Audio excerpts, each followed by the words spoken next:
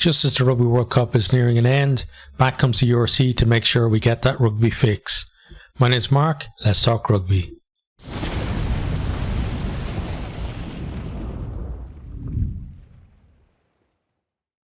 URC Round 1 is back, so, as we talked about, the World Cup not even over, and we've got, a very competitive league coming back. But one thing with the URC, why are they coming back now? I know you can't delay forever, but still, could they have waited a couple more weeks, let the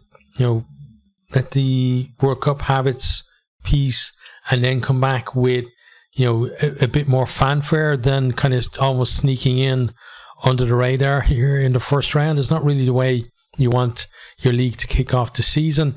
And we're not going to have all the stars back for ages anyway, but still it should be the prime thing that's happening over a certain weekend of rugby for this league coming back, and it's not going to happen. It's clashing with the World Cup semi-finals. So how many people are actually going to watch these games, even their own province or teams games? I'm not too sure. I am going to be watching because I'm a rugby tragic, so I'm going to be watching probably at least all of the Irish provinces, some of them on replays because they are going to clash with those semi-finals. But we'll have at least some of the reviews for you coming next week, but we're gonna preview this first weekend. So this for me is very exciting because this is the first weekend of games in the next Rugby World Cup cycle, basically. So players who are making their debut this weekend could be starring in the 2027 Rugby World Cup in Australia. So this is where, if you want to be the person that said, "Oh, I saw him make his debut for whoever," get in on the ground floor, as it were, and spot some of these new talents that are going to come through, because obviously lots of players are retiring because of the World Cup cycle, and it means lots of chances now for players here in the next few weeks. The internationals that aren't retiring are still away anyway. You can really make a name for yourself in this group of games. But we're going to have a look at the fixtures, starting with, first one is Zebre Parma versus Ulster. So last year Zebre finished 16th bottom of the league, didn't win a game, but they came close on a few occasions. And actually in their opening weekend, the opening fixture they had was a home against Leinster last year, and it ran Leinster so close, and only for they couldn't really take advantage at the end. I think they had a penalty kick to the corner, made an absolute mess of a line out, and weren't able to score. But that's how close they came in the very first game to actually getting a win. So this year they're obviously going to be targeting a win. They're against Ulster though. Ulster finished second on the log last year. Ulster actually started the season really well last year. They had that it's not even a blip, they just fell off a cliff in the middle of the season, around about kind of Christmas time, New Year. Then they came back again to reclaim that second spot, but ultimately they were knocked out by Connacht in the quarterfinals of the URC last year. But still, they're going to want to open with a win. They'll from their point of view, hopefully at least, they'll have seen what happened or almost happened to Leinster last year at Zebre, and they won't take this game lightly. But it's first game of the season. Zebre are just going to go hell for leather and give it their best shot, and Ulster, they're going to try and play their way into the season, I would guess, but probably looking for another fast start. So for this one, I think Ulster are probably going to win that. Next time we have Connacht versus Ospreys. So from last year, this is 7th versus 13th. So Connacht did really well to kind of claw their way back up the table to finish in the playoff spots. Ospreys finishing down in 13th. There was kind of a clump of Welsh teams down around that area, all towards the end, the last few rounds, fighting for that Welsh shield. But for them it wasn't to be. And Ospreys, we've seen them have decent seasons in this competition previously. Last year was not one to be remembered, and for many reasons, all of the turmoil that's happening in Welsh, regional rugby hasn't gone away. I would say it's just been kind of put on pause because we had a Rugby World Cup. But those guys, they really got to sort things out. Last year as well, Connacht, they made the semi-finals of the URC. They're beaten by the Stormers in that. They had that great win against Ulster in the quarterfinals, but then just couldn't back it up in that semi-final on their trip down to South Africa. But still, a very respectable league performance for them. Last year, they're going to again want to repeat that this year. They're home in their first game, going to want to start on the front foot and get a win there, and because of that, I think they're going to nick this one. Next time we have Dragons versus Edinburgh. So two teams actually started the season really well last year. Dragons, they started so well that a group of their players actually got into that Welsh squad for the Six Nations, and some of them stayed in the likes of Rio Dyer in for the Rugby World Cup as well. Edinburgh, they were doing so well, flying high, and another team who just, their form fell off a cliff. But unlike Ulster, who recovered, they just could not turn things around, and they just fell down the league. These two teams finished 15th in the Dragons' case and 12th in Edinburgh's case. So the Dragons were up around, they were never up kind of fighting for playoff places or anything like that, but they were still up around that kind of 12th, 13th spot, which normally there's a bit of daylight between those spots and the bottom, and Dragons were up there fighting with the likes of Benetton and the other Welsh regions. But then as the form went away, they finished, I think, 10 points behind the next best team in the log, so it wasn't even close for them getting 14th. But they were still obviously clear of Zebre, who didn't get any wins at all in the season. But we'll have to see what happens then, because it seemed like that with the it was Di Flanagan, right, had to take over, and when he took over, they had that bounce, but then didn't really continue for the rest of the season. So let's see how they go this year now with some good prep hopefully under their belts, but then against Edinburgh, who just had a flyer last year. So because of that, I think Edinburgh are probably going to nick this one.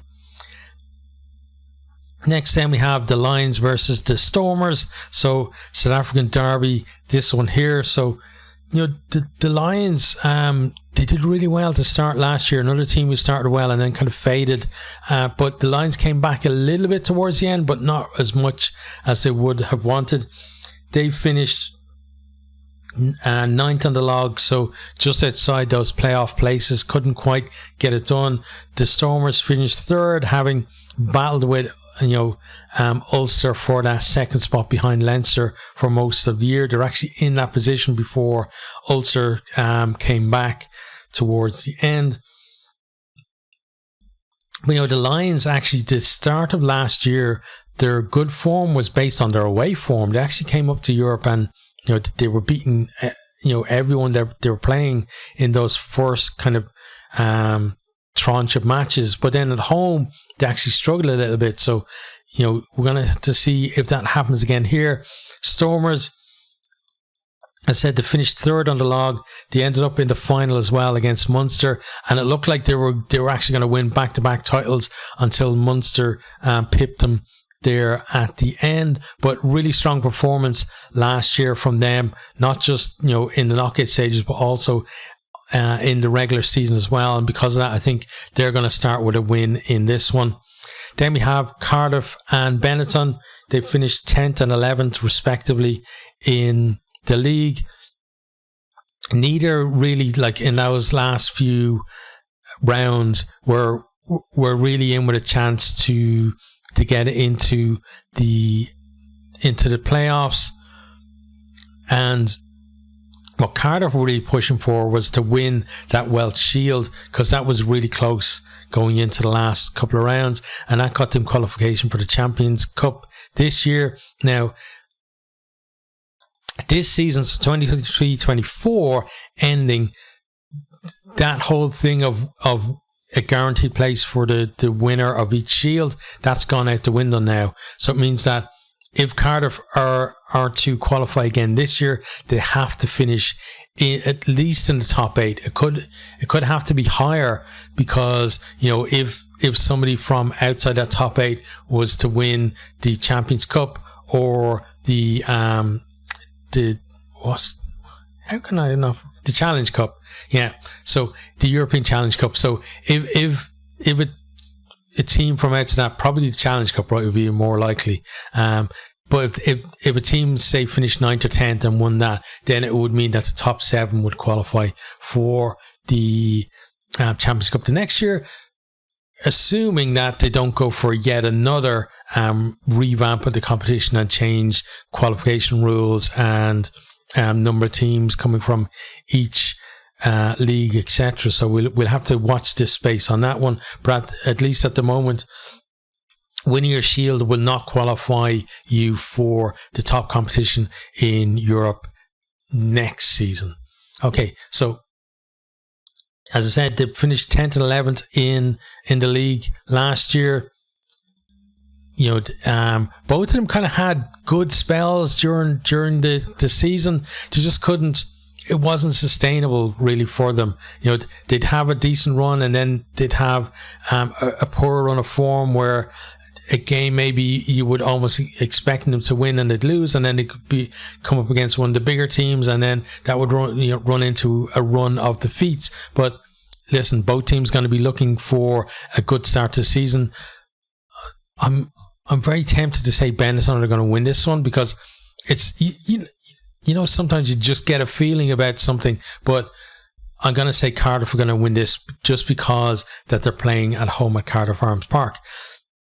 Next, then we have the defending champions, Munster. So Munster, they beat Leinster in that semi-final with that Crowley drop goal. It was Glasgow right in the quarter-final as well. The Sharks, and Munster actually finished 5th in the log. They came as well from way back to actually claw their way first of all into the top 8 and then finishing 5th. And there was a period there, because they were on the road in their last game, there was a potential there for them not to make the Champions Cup, depending on how things finished, that they could have finished in 8th or 9th, depending on other results, but they got the result that they needed. But yeah, they were 5th last year, but they were champions. Sharks were 8th. They lost the quarterfinal to Leinster. So if they had won that quarterfinal, they actually would have been playing Munster in the semi-final. But when I saw this fixture, I thought, it's Munster against who's this new team? Because I saw just the Hollywood bets. I was thinking, who the hell's that? And I saw Sharks. This whole thing with the South African teams having the sponsor in the name is just so weird for me. Some of them, like the Vodacom Bulls and the DHL Stormers, they kind of fit, but Hollywood bets Sharks, it doesn't roll off the tongue, does it? Let's just put it that way. So I'm just going to refer to them as the Sharks for most of the time, at least. But yeah, defending champions Munster, they're at home in Thomond Park. You got to say that they're going to win that one. Sharks, they had some really good performances last year, but I think Munster take this one. On to the Sunday games then. We have the Bulls versus the Scarlets. So the Bulls, they finished 6th, lost in the quarterfinals to the Stormers. Scarlets finished 14 in that kind of Welsh scrum that they had down there towards kind of the bottom of the log. Another team who, they've had much better seasons in this competition or previous iterations of the competition. And, I think it's we know about all the turmoil in Wales and stuff, but it's about time the Welsh regions sorted the crap out and started to perform in this league. There's, there is talk about, will they have a breakaway and go with the English League, etc. But listen, while you're in the URC, treat it with respect and put in your performances, because that's where the backbone of any success that you're going to have is going to be.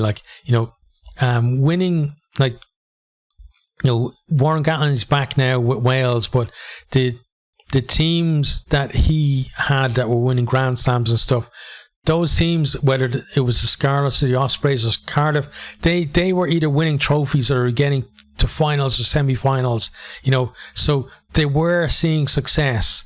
And I think maybe he's going to give them a bounce in terms of just player confidence, and maybe I hope we see the regions performing better this year, because everyone else in the league is getting more and more competitive, and if that happens, they're just going to be left themselves and Zebre just propping up the table again this year. But the last fixture then we have on the Sunday is Glasgow Warriors versus Leinster. So the Warriors finished 4th on the log last year. Leinster finished 1st. They just had one defeat away to the Bulls, but it was a doozy. They got absolutely destroyed. And then they had that one draw against the Stormers as well, where they came from, I think, 17-0 down. They went 22-17 ahead and drew 22-all in the end. But, Glasgow, they had a very good season last year.